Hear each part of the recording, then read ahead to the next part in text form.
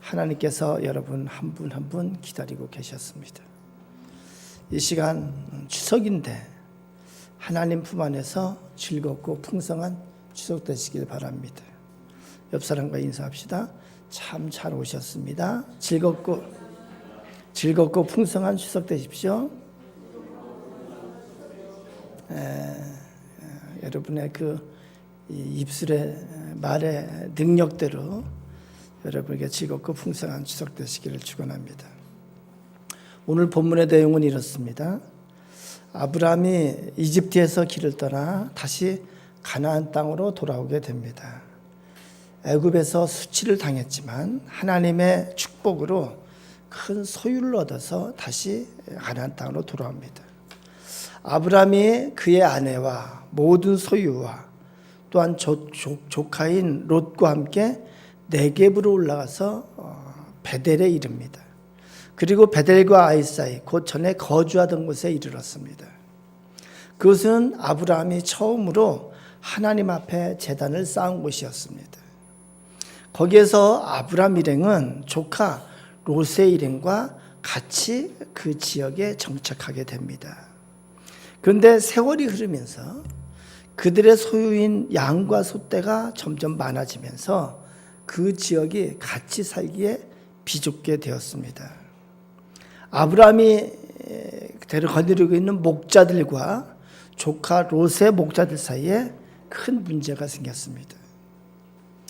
좁은 지역에 두 부족이 거주하다 보니까 무슨 문제가 생겼습니까? 갈등이 생겼습니다. 자꾸 충돌하게 됩니다. 무슨 갈등이 일어났나요? 무슨 갈등이 일어났을까요? 가축대를 키우는데 가장 중요한 것이 가축대에게 먹일 물이에요.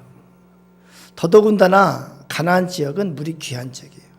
물은 바로 생명과도 같은 그 지역입니다. 가축 때문에 다투었다는 것은 가장 중요한 물 문제가 해결되지 않았다는 것입니다. 그래서 이 물 문제로 인해서 두 부족 간에 충돌이 일어났습니다. 이 충돌은 어디까지 번졌습니까? 삼촌과 조카 간의 갈등으로까지 번지게 되었습니다. 쉽게 말하면 먹고 사는 문제로 삼촌과 조카 관계가 위기에 봉착했습니다. 소유의 문제 때문에 삼촌과 조카 관계에 위기가 봉착했습니다. 서로가 심히 불편한 관계가 되었습니다. 이런 갈등의 상황에서 삼촌인 아브라함이 결론을 내립니다. 서로 이제는 갈라서야 되는 그런 상황입니다. 어쩔 수 없이 이 상황에서 아브라함의 결단이 이루어지는데 무슨 결단이 이루어지나요? 아브라함이 자기의 모든 권리를 포기하는 그런 결단을 내립니다. 아브라함이 권리를 포기하는 것이 어떤 방식으로 나타나냐면 선택의 권리를 포기하고 있습니다. 조카 롯에게 모든 것을 먼저 가질 수 있는 그 선택권을 주었습니다. 네가 어디를 택할지 먼저 선택하라. 네가 오른쪽을 택하면은 나는 거기를 피해서 왼쪽을 택하고, 네가 먼저 왼쪽을 택하면은 내가 오른쪽을 택할 것이다. 여러분 생각해봐요. 이러면 돼요, 안 돼요? 이러면은 안 됩니다. 왜 안 될까요? 아브라함 스스로가 삼촌으로서의 자신의 권위를 무너뜨리는 행위예요. 목자들의 입장에서 생각해 본다면은 아브라함의 목자들이 자기의 족장인 아브라함이 모든 권리를 아랫사람인 롯에게 준다고 하면은 이 목자들이 지금까지 싸워온 결과가 뭐가 됩니까? 이 목자들이 얼마나 자존심이 상하겠습니까? 우리가 윗사람인데 지금까지 이거 하나로 버텨왔습니다. 이 목자들은 주인에게서 배신당한 느낌을 가질 것이고 버림당한 느낌을 갖게 될 것입니다. 아브라함이 조카 롯에게 네가 좋은 것 가져라, 네가 하고 싶은 대로 해라, 네 마음대로 해라 이런다면은 앞으로 조카 롯이 아브라함을 향해서 어떻게 할 가능성이 있습니까? 삼촌인 아브라함을 노골적으로 무시하고 함부로 대하게 될 가능성이 많습니다. 이렇게 하면 질서가 무너지게 됩니다. 버르장머리가 나빠지게 됩니다. 이 당시에 아브람과 조카 단둘만 살고 있었을까요? 성경에 보면 아닙니다. 주변에 다른 부족들도 있습니다. 오늘 성경에 아브람이 부자라고 그랬습니다. 주변 사람들이 볼 때 아브람이 힘이 있고 굉장한 줄 알았는데 조카 롯이 힘이 더 센 것으로 보입니다. 그러면 앞으로는 아브람을 깔보고 무시하고 쉽게 대할 수도 있습니다. 결론적으로 아브람은 자신의 위치를 지켜야 합니다. 자기의 권리를 행사해야 됩니다. 자기 것을 놓으면 안 됩니다. 절대로 놓으면 안 되는 상황입니다. 이것은 소유가 달린 문제고 생계가 달린 문제입니다. 그런데 도대체 무슨 생각으로 아브람은 자기의 권리를 포기했을까요? 이유가 있습니다. 만일 아브람이 자기의 권리를 지키려고 했다면 가능했을까요? 불가능했을까요? 가능했어요.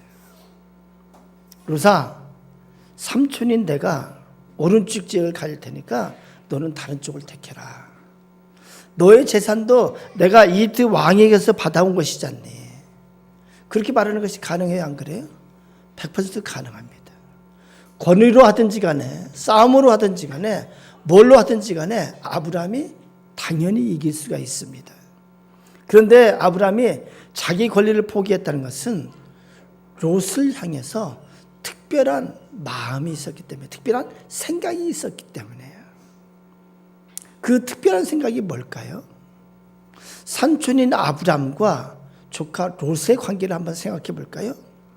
처음에 갈대아 우르를 떠나서 지금까지 많은 이동이 있었고 많은 과정이 있었습니다. 그 과정 동안에 혈연 관계는 조카 롯 하나였습니다. 조카인 롯이 같이 했기 때문에 아브람이 그래도 위로도 얻고 기쁨도 얻고 의지도 되고 힘도 얻었을 것입니다. 그런데 이제 같이 살기에 비좁아서 갈라서야 돼요. 서로 독립해야 됩니다. 그렇다면 이 시점에서 아브람이 어떤 마음을 가졌기에 자기의 선택권을 포기했을까요? 그것은 아브람은 그동안 함께 해준 롯에 대해서 고마움을 갖고 있었기 때문이에요. 감사하는 마음이 아브람의 선택권을 포기하게 만들었습니다. 고맙습니다. 감사합니다. 이 마음을 갖고 있다면 자기의 권리까지도 포기할 수가 있습니다. 감사하는 마음을 갖고 있었기 때문에 목자들의 그 다툼에 아브람이 간섭하지 않았습니다. 이런 생각을 해볼 수 있습니다. 아브람의 목자들과 롯의 목자들이 서로 다툽니다. 그때마다 아브람은 그냥 먼 곳을 보고 있어요. 못 본 척합니다. 그런데 누구는 꼭 끼어듭니까? 롯은 꼭 끼어듭니다. 여기가 어디라고 감히. 아브람의 목자들이 롯에게 항상 당하는 거예요. 그런데도 아브람은 못 본 척합니다. 이것이 고마움을 가지고 있는 사람의 태도입니다. 아브람이 롯에 대해 고마운 마음을 가지고 있으니까 뭐라고 해요? 네가 먼저 가지고 싶은 것을 가져. 더 좋은 것 가지기를 원했다는 겁니다. 감사하는 마음은 나보다 더 좋은 것을 주고자 하는 마음을 갖는 거예요. 감사하는 마음은 내가 가지고 있는 좋은 것을 상대방에게 주기를 원하는 마음이 그 안에 있는 거예요. 말은 고맙다고 하는데 좋은 건 내가 다 가지려 한다면은 그 마음은 고마워하는 마음이 아니고 입술로만 고맙다고 말만 하는 거예요. 우리 옛날 요즘 책에 나올지 모르겠는데 볏짚 나르는 그 의좋은 형제 그 이야기가 있어요. 그렇죠? 요즘도 나오나요? 한 마을에 따로 농사를 지으며 사는 형제가 있었습니다. 형제는 가을이 되자 추수를 하고 각자 자기 돈에 볏가리를 쌓아 놓았습니다. 밤에 형이 생각하기를 동생은 이제 새로 결혼해서 살림이 났기에 쌀이 더 필요할 거라 생각하고 밤중에 몰래 나가서 자기 벽가리를 매다가 동상 벽가리에 쌓아놨습니다. 그날 밤 동생도 생각했습니다. 형은 가족이 많으니까 쌀이 더 필요할 거야. 그렇게 생각하고 밤중에 나가서 자기 벽가리를 덜어서 형의 벽가리에 찾아서 쌓아놨습니다. 이튿날 논에 나가본 형제는 깜짝 놀랐습니다. 분명히 지난밤에 이 벽가리를 옮겨놓았는데 전혀 벽가리가 줄어들지 않았던 것입니다. 이튿날 밤에도 형제는 똑같은 행동을 했어요. 근데 또 똑같은 결과예요. 셋째 날에 드디어 형제는 그 이유를 알았습니다. 서로 밤중에 벽가리를 옮기다가 그 달박은 달빛 아래서 서로 마주치게 되는 거예요. 형이 고마우니까 동생이 밤새 볏짚을 갖다 놓게 됩니다. 형도 동생이 고마우니까 밤새 볏짚을 갖다 놓습니다. 이게 뭐예요? 감사하는 마음을 가진 자는 더 좋은 것을 주고 싶어 하는 거예요. 고마운 마음을 가지면은 섭섭한 마음, 서운한 마음이 있을까요? 없을까요? 없습니다. 없습니다. 감사하는 마음이 그 마음 가운데 평강이 있습니다. 롯이 어디를 택합니까? 롯은 대뜸 자기 보기에 좋은 곳, 물이 넉넉한 곳을 택하게 됩니다. 먼저 좋은 것을 가져갑니다. 만약에 아브라함에게 고마운 마음이 없었으면 어떻게 나올까요? 롯이 그렇게 선택할 때 그것은 말고 그것만 빼고 다른 거 다 가져 이렇게 말했을 거예요. 그렇죠? 그러나 고마운 마음을 가졌기에 어떤 이의도 제기하지 않았습니다. 이렇게 아브라함이 고마운 마음을 가지고 자기 권리를 포기하니까 어떤 일이 벌어지나요? 분쟁이 사라졌습니다. 관계가 더욱 돈독해졌습니다. 아브라함이 어땠을까요? 행복해졌습니다. 롯이 좋은 것을 가진 것을 보고 아브라함이 행복해지는 거예요. 롯이 잘 되는 것을 보면서 아브라함이 행복해지는 거예요. 사랑하는 여러분, 저는 최근에 이런 경험을 했어요. 제가 이제 차 사고가 났었어요. 차 사고 나고 연락을 해가지고 보험사 직원이 왔어요. 근데 보험사 직원이 와가지고 다짜고짜 막 나를 이렇게 다그치는 거예요. 내가 상황 설명을 했어요. 이렇게 돼가지고 내가 좌회전을 하는데 그래서 갑자기 과속으로 와가지고 저 사람은 자기가 이게 차를 이렇게 핸들을 그럴 여유가 없이 과속을 했다고 저 사람이 그랬다. 그러니까 내가 그 얘기를 하니까 다짜고짜 잡고 경찰서 가야 된대. 협박을 하고 위협을 해요. 경찰서 가서 그래서 경찰 앞에서 그것이 이제 정리가 돼야 된다고 그러면서 아주 불친절하게 저는 어떻게 이 보험 사고 났을 때 어떻게 진행되는지 아무것도 모르는데 설명을 해주기보다도 자꾸 윽박지르고 이게 핀잔을 하는 거예요. 어떻게 되는지 이 과정을 좀 설명해 주면 좋을 텐데 그냥 무조건 윽박지르는 거예요. 무시당하는 느낌이 들었고 박대당하는 그런 느낌을 들었습니다. 제가 며칠 전에 병원을 갔어요. 왜 갔냐면은 제가 이제 예약되어 있는 것은 12월 1일인데 지난번에 약을 의사가 바꿔줬어요. 근데 그 약을 바꿔줬는데 새로운 약을 먹으면서 부작용이 있는 것 같아요. 몸에 자꾸 열이 나고 너무 힘이 빠져서 막 이렇게 기진맥진하고 너무 힘이 빠진 거예요. 제가 그래서 허진주 집사님한테 한번 물어봤어요. 허진주 집사님이 저는 생각도 못했는데 이 약의 부작용인지 모르니까 한번 의사한테 한번 얘기를 해보라고 그러는 거예요. 그래서 마침 시간이 돼서 갔습니다. 가서 신경과 간호실에 가서 나는 아무개고 내가 본래 예약이 12월 1일로 돼 있는데 내가 아무래도 이 약에 부작용이 있는 것 같아서 좀 의사하고 상의를 하러 왔다. 근데 뭐 듣지도 않고 다 내가 이게 나는 최대한 이제 정중하게 얘기했는데 듣지도 않고 다 이게 거부하는 태도를 갖는 거예요. 설명도 없어요. 불친절하고 고압적인 자세로 무조건 앉아 있으라는 거예요. 앉아 있으라는 거예요. 한 10분 동안 오랫동안 앉아 있어요. 근데 이 사람이 뭐 어떻게 설명해 줄 그런 기미가 전혀 보이지 않아요. 시간이 이제 오전 진료가 좀 마치는 시간인데 그래서 제가 이렇게 살펴보니까 마침 그 의사 선생님이 진료를 하고 있어요. 그래서 그 앞에 가서 간호사가 나온 틈을 타서 간호사한테 내가 얘기를 했어요.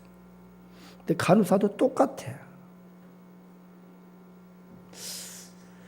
좀 있어 오전 진료가 끝나는데 진료 끝나면은 선생님 식사하러 가셔야 된대. 선생님한테 이렇게 말할 시간이 안 된다. 선생님 식사하러 가는데 그 방해할 수가 없다는 거예요. 난감하게 좀 앉아 있는데 다행히 그 의사 선생님이 진료 끝마치고 나가더라고요. 그래서 제가 아는 사이기 때문에 윤 교수하고 불렀어요. 그래가지고 제가 얘기를 했어요. 그러니까 이 친구도 마침 저한테 전화를 하려고 그랬었다는 그러는 거예요. 그 이제 보험 문제로 해가지고. 그래서 내가 얘기를 하니까 이 의사 선생님이 자기 식사하고 1시 반부터인데 좀 더 일찍 올 거니까 신경과에 예약을 해두라고. 그러면 자기가 와서 이렇게 만나겠다고 보겠다고. 그래서 일 보고 점심 식사 시간이 끝나는 시간 기다렸다가 다행히 이제 그 앞부분에 이렇게 그 불러줘서 가서 상의를 해가지고 그 이게 뭐죠? 그 약 처방전을 받았습니다. 오면서 이런저런 생각을 했어요. 이것이 나만 그렇지는 않을 텐데 이것이 세상의 시스템이 아닌가. 참으로 이 세상의 시스템 가운데서 개인이 박대를 당하고 불친절로 이루어져 있고 억울함이 있고 존중받지 못하고 아파서 병원에 가면은 그 병원 시스템 때문에 학대를 당하고 참으로 억울한 일이 있어서 법원에 가면 아마 법원에서도 그런 또 이렇게 학대를 당하지 않을까. 그래서 사람들이 대접받기 위해서 돈을 가지려고 그러고 권력을 가지려고 그러는 것이 아닌가.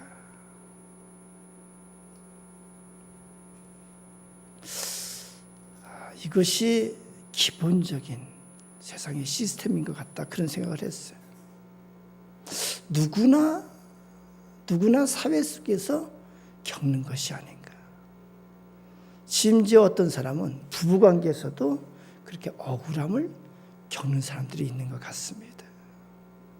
그래서 이 세상의 관계 가운데서는 억울함이 있고 원망이 있고 분함이 있고 미움이 발생하는 것 같습니다.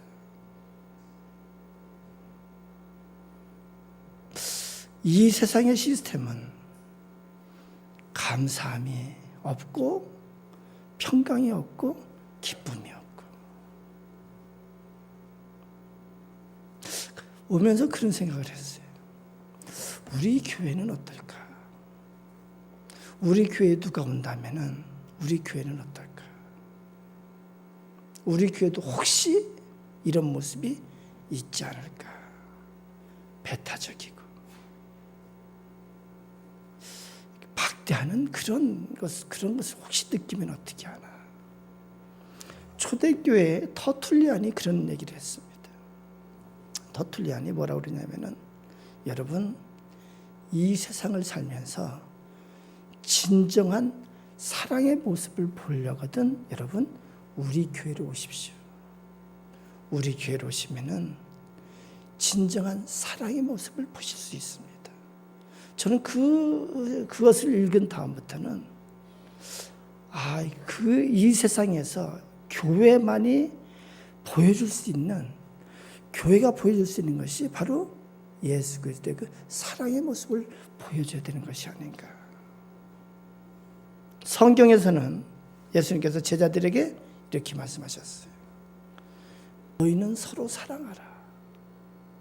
너희가 서로 사랑하면은 이로써 너희가 내 제자인 줄 알리라. 어떻게 근데 우리가 의지로 사랑할 수 있을까? 여러분, 우리의 의지로 여기 아브라함처럼 그렇게 감사하는 마음을 가질 수 있을까요?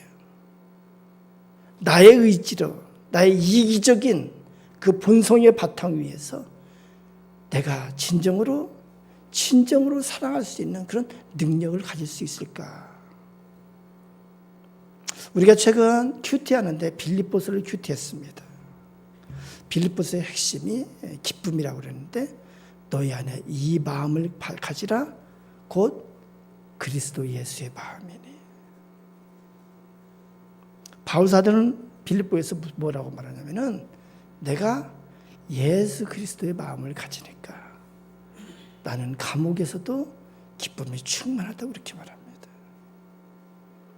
여러분 한번 생각해 볼까요? 바울 사도가 로마 감옥에 갇혔어요. 죄 없이 감옥에 갇혔어요. 순전히 예수 그리스도를 전하다가 감옥에 갇혔습니다. 인간적으로 생각하면 거기에 원망이 없을까요? 거기에 불평이 없을까요? 거기에 억울함이 없을까요? 그러나 바울 사도는 내가 예수 그리스도의 마음을 가지니까 그 모든 것을 용서할 수 있고 나에게 기쁨이 충분하다고 그렇게 말하는 거예요. 어떻게 우리가 사랑하는 능력을 가질 수 있고 어떻게 감사하는 마음을 가질 수 있을까? 그것은 그리스도 예수의 마음을 갖는 거예요. 그리스도 예수의 마음을 가질 때 사랑할 수 있고 감사할 수 있는 능력을 가질 수 있습니다. 우리가 골로새서를 큐티하는데 토요일 날 큐티하는 것이 참 은혜가 됐습니다. 우리 한번 읽어봤으면 좋겠습니다. 골로새 3장 12절 우리 같이 한번 읽어봅니다. 시작. 그러므로 너희는 하나님이 택하사 거룩하고 사랑받는 자처럼 긍휼과 자비와 겸손과 온유와 오래 참음을 옷 입고 또 13절 읽습니다. 시작. 누가 누구에게 불만이 있거든 서로 용납하여 피차 용서하되 주께서 너희를 용서하신 것 같이 너희도 그리하고. 14절입니다. 이 모든 것 위에 사랑을 더하라. 이는 온전하게 매는 띠니라. 15절입니다. 시작. 그리스도의 평강이 너희 마음을 주장하게 하라. 너희는 평강을 위하여 한 몸으로 부르심을 받았나니 너희는 또한 감사하는 자가 되라. 그렇습니다. 그리스도 예수의 마음을 가질 때 우리는 긍휼을 나타낼 수 있고 자비를 나타낼 수 있고 겸손을 나타낼 수 있고 온유를 나타낼 수 있고 오래 참음을 나타낼 수 있어요. 그리스도 예수의 마음을 가질 때 불만이 있는데도 용납하고 용서하고 예수님께서 우리를 용서해 하신 것처럼 그렇게 용서하는 자가 될 수가 있습니다. 그리스도 예수의 마음을 가질 때 사랑을 가지게 되고 그리고 감사하는 자가 될 수 있고 그리할 때 그리스도의 평강이 우리의 마음을 주장하게 됩니다.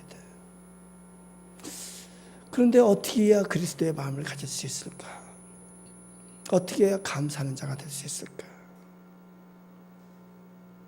저는 묵상을 하면서 하나님의 사랑을 체험할 때 하나님의 사랑을 깨달을 때 그때 우리는 비로소 사랑할 수 있는 능력을 얻게 된다고 그렇게 저는 깨달았습니다. 주보의 앞면을 창조하면 좋을 것 같습니다. 하나님의 사랑에 대해서 한번 생각해 보려고 합니다. 이스라엘 백성이 출애굽을 할 때에 하나님 앞에 범한 가장 큰 죄가 뭐냐면은 하나님의 사랑을 오해한 것입니다. 다르게 표현하면은 하나님을 올바로 믿지 않은 거예요. 그들은요, 홍해를 건널 때는 하나님이 자기를 사랑한다고 생각했지만 애국 군사가 쫓아오면은 하나님이 자기를 버리셨다고 생각했어요. 불기둥과 구름기둥이 자기를 인도할 때는 하나님이 자기를 사랑한다고 했지만 조금만 물이 없어서 목이 마르면은 하나님이 자기를 버리셨다고 불평했습니다. 왜 그랬을까요?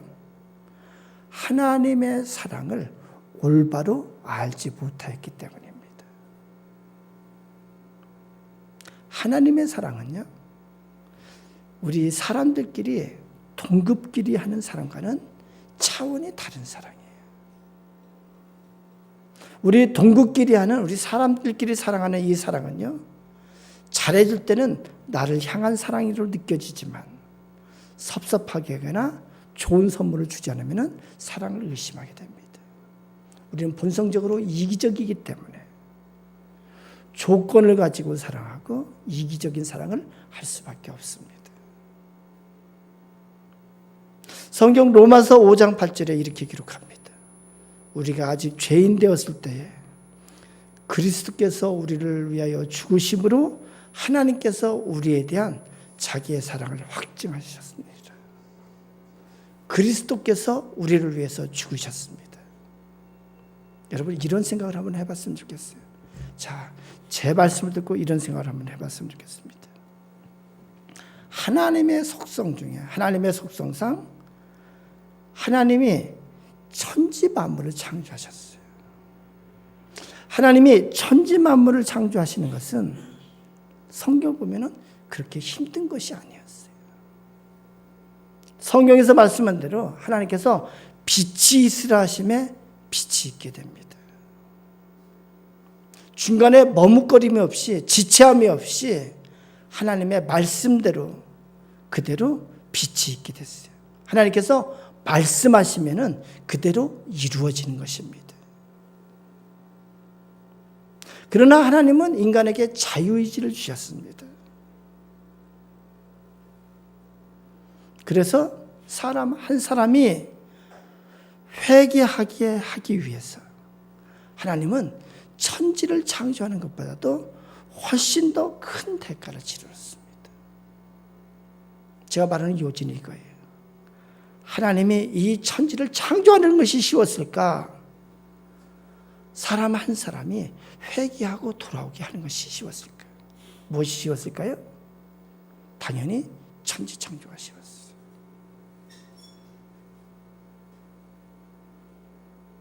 이것을 깨달을 때 성경에서 하나님이 천하보다도 귀한 영혼이라고 하는 것이 이해가 될 수 있어요.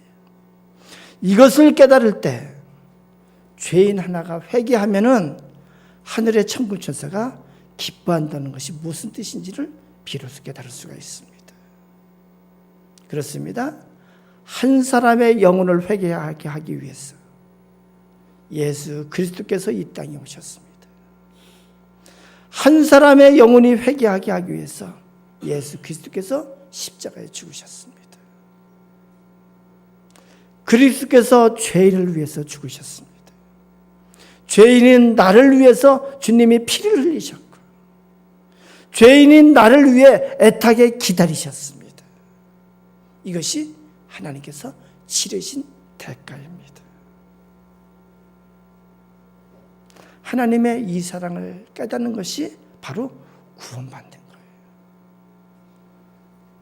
이 사랑을 깨달을 때 우리는 하나님 앞에 회개할 수밖에 없어요. 우리가 요즘 큐티를 하는데 성경은 또한 구원받은 자에게 향해서 구원을 이루라고 말씀하셨습니다. 구원을 이루는 것이 무엇일까요? 여러분도 많이 봤겠습니다만 저는 레미제라블이라고 하는 영화를 봤습니다. 장발장이 감옥에서 탈옥해서 신부집에서 하룻밤을 자게 됩니다. 자다가 악몽 때문에 일어나서 새벽에 은수저를 훔쳐가지고 그리고 도망을 하게 돼요. 그러나 경찰이 장발장을 잡아서 신부님에게 데리고 옵니다. 경찰이 묻습니다. 이거 신부님 댁에서 훔친 것 아닙니까? 그렇게 묻습니다. 그때 신부님이 화를 내면서 장발장에게 말합니다. 장발장, 내가 자네한테 화가 나 있네. 내가 어제 은초 때도 가져가라고 그랬는데 은수저는 가져가고 왜 촛대는 안 가져갔나. 그렇게 말합니다. 그러면서 장발장을 그 위기에서 구해줍니다. 경찰이 의아한 표정으로 사라지고 난 다음에 장발장이 신부님에게 진지하게 묻습니다. 도대체 저에게 왜 이런 은혜를 베푸십니까? 이 장발장은 그 사회 시스템 가운데서 억울하고 분노가 있고 증오가 있는 자예요. 그때 신부님이 대답하는 그 대답이 참 감동이 돼요. 신부가 이렇게 대답합니다. 내가 이 은으로 자네의 영혼을 사네. 이 은으로 영혼을 사서 하나님께 되돌려 드리네. 그러니 이제 그 절망과 증오에서 자유하게. 이것이 바로 그리스도인이 사명감으로 산다는 것이 바로 이것이 아닐까. 장발장 그 세상 시스템 가운데서 미움과 분노와 억울함과 증오에 사로잡혀 있는 그에게 하나님의 사랑, 예수 그리스도의 그 사랑을 보여줌으로 말미암아 그 영혼을 하나님께 되돌려 드리려고 하는 것이, 이것이 그리스도인이 예수 그리스도의 마음을 품고 사는 이유가 될 수 있지 않을까. 내가 체험한 하나님의 사랑을 보여주는 것이 바로 이것이 아닌가. 이것이 그리스도 예수의 마음으로 사는 것이고, 이러한 그리스도 예수의 마음으로 살 때 우리 가운데 진정으로 사랑할 수 있는 능력이 생기고 감사할 수 있는 능력이 생기는 것이 아닐까. 아무 이유도 없이 나를 위해서 피 흘리신 그 사랑을 가지고 우리 골로새 3장에 있는 것처럼 나도 이제는 긍휼과 자비와 겸손과 온유와 오래 참음의 옷을 입는 것이고, 예수님께서 보여주신 그대로 용납하고, 골로새서 좀 떼어주실래요? 예수께서 보여주신 그대로 용납하고, 그리고 용서를 나타내고, 그리고 14절에서 예수 그리스도의 사랑을 나타낸 자로서, 15절에서 보여주는 것처럼 감사하는 자로서 살 수 있게 되는 것이 아닌가. 오늘 본문 뒤를 보기 전에 어떤 교회에서 실제로 있었던 그 간증 이야기를 제가 들은 적이 있습니다. 어떤 젊은 여인이 너무 인생고가 힘들었습니다. 그래서 이 여인이 죽어야 되겠다, 죽어버려야 되겠다고 그 생각을 하고 마지막 예배를 드리러 왔습니다. 마지막 예배예요. 예배를 드리고 있는데 무슨 설교가 들어오겠어요? 그렇죠? 죽으려고 마지막 예배를 드리러 왔는데 무슨 소리가 귀에 들어오겠냐고요. 근데 설교가 끝나고 난 다음에 목사님이 성불간에 이렇게 얘기하라고 시켰어요. 고맙습니다. 우리 다음 주에도 꼭 같이 앉아서 예배 드려요. 다 같이 서로 인사를 했어요. 고맙습니다. 다음 주에도 꼭 같이 앉아서 예배 드려요. 그런데 바로 옆에, 이 여인은 바로 옆에 할머니가 앉아있는 것을 여인이 몰랐습니다. 그런데 그 나이가 많은 할머니가 그 오늘 죽으려고 하는 그 여인의 손을 꼭 잡고 이렇게 인사를 했어요. 참 예쁘게도 생겼네. 고마워. 내 옆에 앉아서 예배를 드려줘서 고마워. 다음 주에도 꼭 내 옆에 앉아서 예배 드려. 고마워. 예배를 마치고 이분이 죽으려고 한강에 갔었다. 근데 마지막 순간에 만감이 교차하는데 그 할머니의 목소리가 귀에서, 우리 귀에서 들리더래요. 고마워. 다음 주에도 꼭 내 옆에 앉아서 예배 드려. 이 고맙다는 말이 이 여인의 마음속에서 맴돌아서 도저히 떼어낼 수가 없게 하더래요. 그래서 이 여인이 그 자리에서 다시 돌아왔고 교회로 돌아왔고 이 여인이 그 말대로 다음 주에 그 교회 나와서 예배를 드리고 그리고 계속 그 교회를 다니면서 등록을 해가지고 어느 정도 신앙생활을 한 다음에 간증을 한 내용을 제가 들었습니다. 여러분, 여러분의 입술로 나오는 고맙다는 말 한마디가 때로는 어떤 사람의 생명을 살릴 수도 있게 되는 거예요. 여러분의 마음에 갖고 있는 그 감사하는 마음이 영혼을 살릴 수도 있습니다. 마지막으로 오늘 본문의 뒤편에 나오는 창세기 13장 14절 17절까지 한번 읽어볼까요? 우리 14절부터 17절까지 같이 읽어봅니다. 시작. 롯이 아브람을 떠난 후에 여호와께서 아브람에게 이르시되 너는 눈을 들어 너 있는 곳에서 북쪽과 남쪽 그리고 동쪽과 서쪽을 바라보라. 보이는 땅을 내가 너와 내 자손에게 주리니 영원히 이르리라. 내가 내 자손의 땅에 티끌 같게 하리니 사람이 땅에 티끌을 능히 셀 수 없을진데 내 자손도 세리라. 너는 일어나 그 땅을 종과 행으로 두루 다녀보라. 내가 그것을 내게 주리라. 그렇습니다. 그렇게 감사하는 마음으로 자기의 권리를 포기한 아브라함에게 하나님께서 복을 주셨어요. 여러분, 복은 하나님이 주셔야 돼요. 우리는 자칫 나의 상황과 나의 조건을 통해서 복 받는 것이라고 생각하는데 그것이 아닙니다.